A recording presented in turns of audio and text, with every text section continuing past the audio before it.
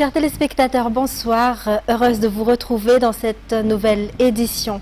À la une de l'actualité de ce soir, le corps d'un homme âgé d'environ 40 ans a été retrouvé ce matin à Kadjamam. Les personnes qui ont vu le corps affirment ne pas le connaître et pensent même qu'il ne serait pas originaire du quartier. La partie inférieure de ce corps était dénudée. Les circonstances exactes de son décès restent pour le moment inconnues. Une enquête a été ouverte. Reportage. Un corps sans vie a été découvert dans un terrain en bordure d'une clôture privée, près des rizières longeant la rocade d'Akadjamam. Au moment de sa découverte, la partie inférieure du corps était dénudée. Ce sont des personnes venues cueillir des brèdes qui ont découvert la dépouille vers 8 heures du matin. Ces derniers ont alerté rapidement les forces de l'ordre. L'identification de la victime s'est avérée difficile, car nul parmi les personnes venues des alentours ne semble la connaître. Tous estiment qu'elle n'est pas du secteur. La dépouille a été évacuée par le BMH vers 10 heures environ. Les causes de son décès restent également inconnues. Une enquête est désormais attendue afin de déterminer les circonstances de cette disparition. Et 2 autres corps d'individus âgés de plus de 40 ans ont également été retrouvés situés non loin de Sonatra. Les témoins n'ont pas exact du décès selon leur témoignage. Le corps flottait dans l'eau au moment de sa découverte. À Mavuki Avarach Amadzang, un deuxième corps a été retrouvé en bordure de route. Selon les informations recueillies, un arrêt cardiaque serait à l'origine du décès. Aucune odeur d'alcool n'a été constatée. D'après la famille, cet homme qui vivait à Mavuki Atsim et travaillait comme transporteur d'eau avait quitté son domicile hier soir avant d'être retrouvé sans vie ce matin. Et ce jour a été décrété jour de deuil national suite aux pertes en vie humaine et aux actes de violence meurtriers qui se sont succédés dans le pays. Une cérémonie religieuse œcuménique a été organisée par le gouvernement de la Refondation sur le parvis d'Analakeli ce jour. Bien que cette journée soit déclarée chômée et payée, plusieurs entreprises ont tout de même poursuivi leurs activités. Parmi elles figurent les grandes surfaces, les entreprises franches ainsi que les secteurs assurant les services essentiels. Pour les employés concernés, des indemnités supplémentaires sont prévues pour le travail effectué durant un jour férié. Détails sur les images de Yves Janel. Les entreprises franches font partie des structures qui restent ouvertes presque tous les jours de l'année. Ce jour encore, les employés de Forelo Tanzumbat ont travaillé comme à l'accoutumée, une situation qui ne leur pose pas de problème puisque travailler pendant un jour férié leur permet de bénéficier d'avantages supplémentaires. Outre les entreprises franches, plusieurs grandes surfaces et commerces ont également continué leurs activités afin de satisfaire les consommateurs. Les secteurs assurant les services essentiels ont eux aussi maintenu leurs activités, des services qui doivent rester accessibles même durant les jours fériés.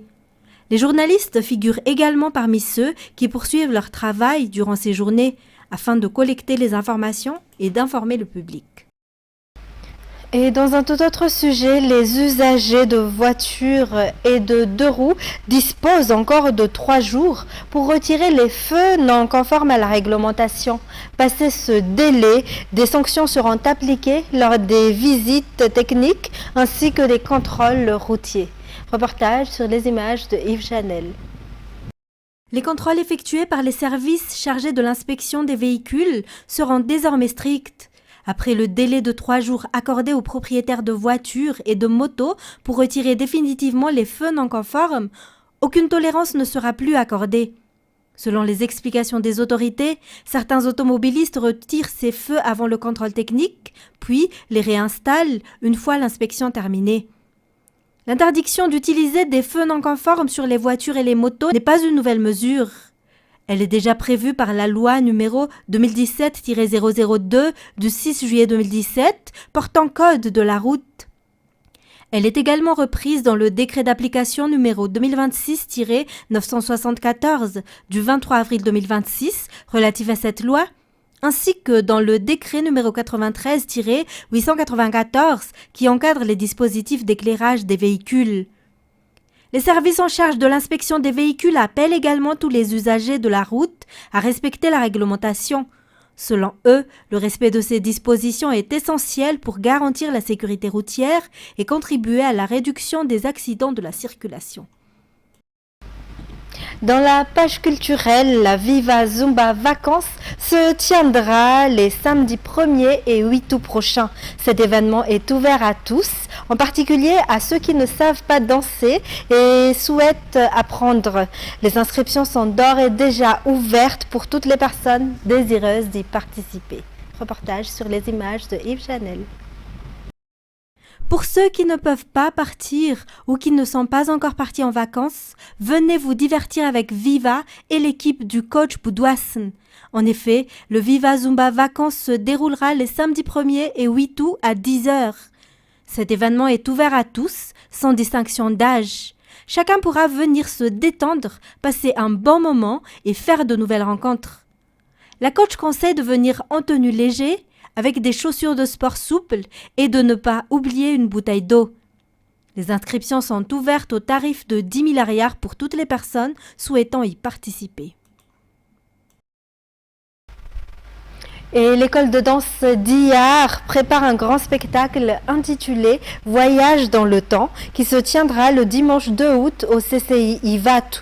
En plus de cette représentation, le public pourra participer à plusieurs initiations et animations autour de différentes disciplines telles que le SBK, le rock'n'roll et le Zumba. Des danseurs professionnels d'Antananarivo ainsi que des régions ayant collaboré avec l'école au cours de ses 25 années d'existence prendra part à cet événement. Longtemps associée au simple loisir, la danse est aujourd'hui devenue une véritable discipline à part entière à Madagascar. Du rock'n'roll aux danses latines, en passant par les danses de salon et la danse sportive, cette pratique a beaucoup évolué au fil des années. Les écoles se sont multipliées, les enseignants également, tandis que les plus jeunes s'y intéressent de plus en plus. Reportage.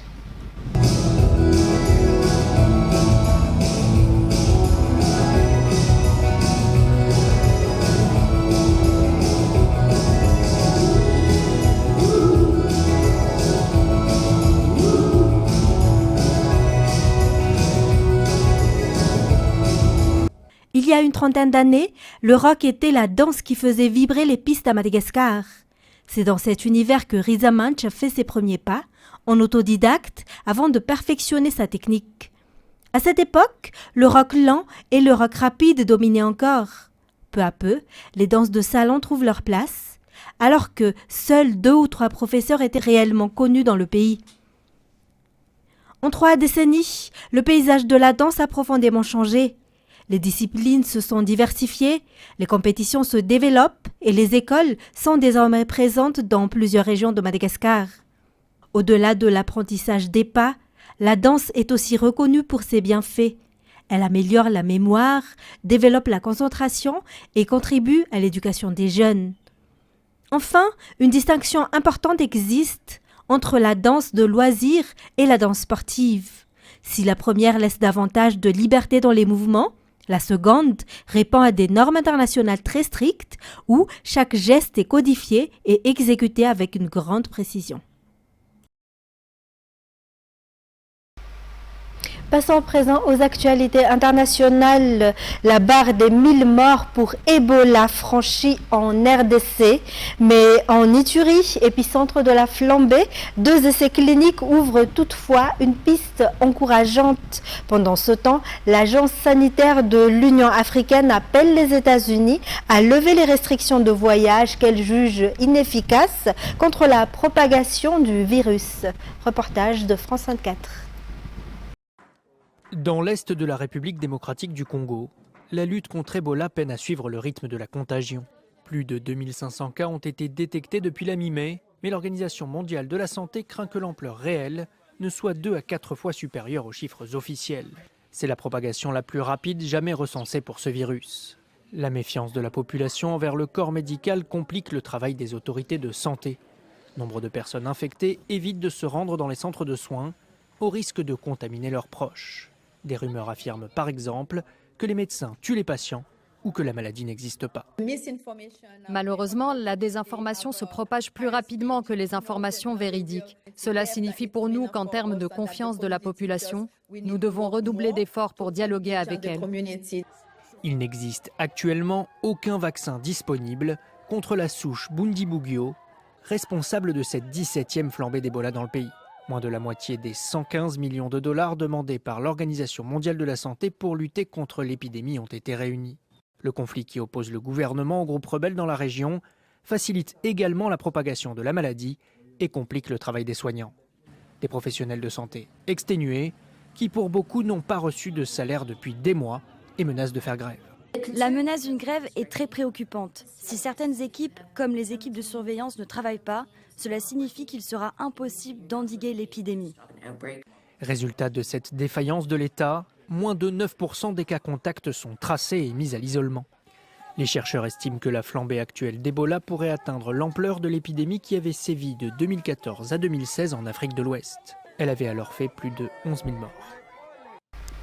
Nouvelle nuit critique sur le front des incendies en France. Plusieurs foyers restent actifs, notamment sur la façade ouest, au Cap Ferret, où le feu a déjà ravagé plus de 8700 hectares. La préfecture a ordonné l'évacuation totale de la presqu'île. Les habitants quittent les lieux par la route et par la mer, tandis que les pompiers poursuivent leur lutte pour protéger les habitations. France 24.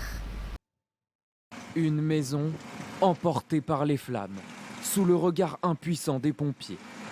Toute la nuit, ils ont tenté de sauver les habitations de ce quartier résidentiel de Lèche-Cap Ferret.